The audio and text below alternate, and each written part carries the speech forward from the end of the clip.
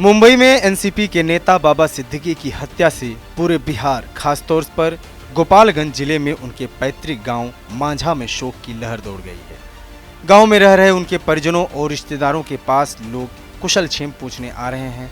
दरअसल बाबा सिद्दीकी भले ही मुंबई में रहते थे, लेकिन उनकी आत्मा यहाँ गाँव में बसती थी। वह यहाँ के लोगों को आगे बढ़ाने के लिए हर संभव कोशिश करते थे।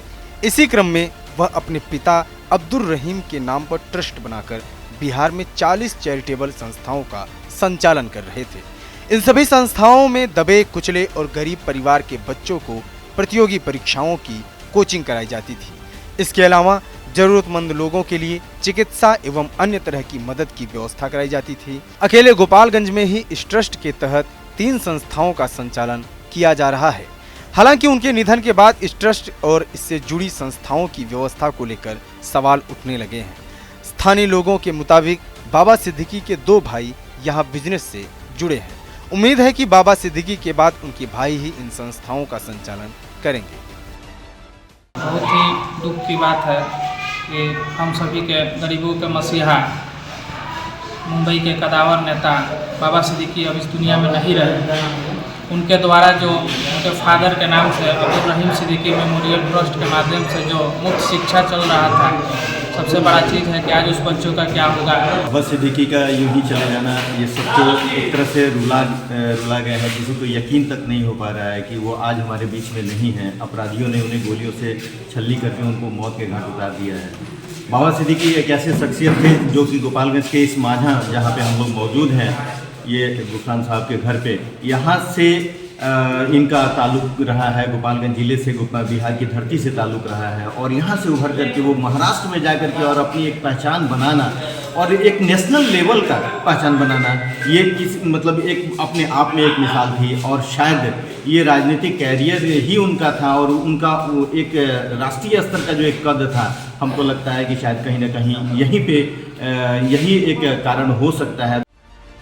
ग्रामीणों के मुताबिक कोविड के समय जब पूरा का पूरा देश अपने घरों में कैद हो गया था, बाबा सिद्दीकी के ट्रस्ट ने गांव में बड़े स्तर पर काम किया। बाबा सिद्दीकी की पहल पर बड़ी संख्या में युवा इस ट्रस्ट के जरिए समाज सेवा कार्य से जुड़े। खुद बाबा सिद्दीकी भी उस समय गोपालगंज आए और यहाँ के लोगों के लिए सैनिटाइजर, मास्क, पीपीई किट सहित अन्य राहत सामग्री का वितरण कराया था। वह मुंबई में रहकर भी हमेशा यहाँ के लोगों के संपर्क में रहते और यहाँ के लोगों के सुख दुख में शामिल होने की कोशिश करते थे। सिद्दीकी की मौत पर बिहार के कई नेताओं ने भी बयान जारी किया है। पूर्णिया के सांसद पप्पू यादव ने तो सोशल मीडिया एक्स पर यहाँ तक कह दिया कि कानून अनुमति दे तो 24 घंटे में लॉरेंस बिश्नोई के पूरे नेटवर्क को खत्म कर दूंगा। वहीं बिहार के नेता विपक्ष तेजस्वी यादव ने कहा कि बाबा सिद्दीकी हमारे ही जिले गोपालगंज के रहने वाले थे। वह मूल रूप से बिहार के निवासी थे। कुछ दिन पहले ही जब मैं मुंबई गया था तो उनसे और उनके बेटे से मुलाकात हुई थी। ये काफ़ी दुखद है। कल जिस तरह से उनकी हत्या की गई है,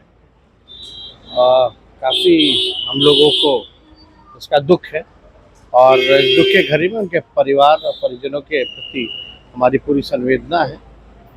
बाबा सिद्दीकी तो हमारे ही जिला गोपालगंज के रहने वाले हैं, बिहार के मूलतः निवासी रहे और कुछ दिनों पहले ही जो है जब बॉम्बे हम गए थे तो उनसे भी मुलाकात हुई थी, उनके पुत्र से भी मुलाकात हुई थी। अब ये जान करके बड़ा दुखद है, लेकिन आश्चर्य करने वाली बात है जो बॉम्बे इतना बड़ा शहर, ख़ास तौर पे जो बांद्रा जो लोकेशन है, जो कॉलोनी, अगर वहाँ ऐसी घटना हो जाती है तो आप समझ सकते हैं कि कोई भी सुरक्षित नहीं है। हत्यारों का मन जो है काफ़ी बढ़ा हुआ है। इसमें राज्य सरकारों को थोड़ा लॉ एंड ऑर्डर की स्थिति को देखना चाहिए। बाबा सिद्दीकी की हत्या के बाद उनको जानने वाले लोग दुखी हैं। उनका कहना है कि बाबा सिद्दीकी द्वारा शुरू कराए गए समाज कल्याण के विभिन्न कामों का अब क्या होगा। बताया जा रहा है कि बाबा सिद्दीकी के रिश्तेदार रविवार की सुबह ही मुंबई के लिए रवाना हो गए हैं। टीवी 9 के लिए पटना से सुजीत कुमार की रिपोर्ट।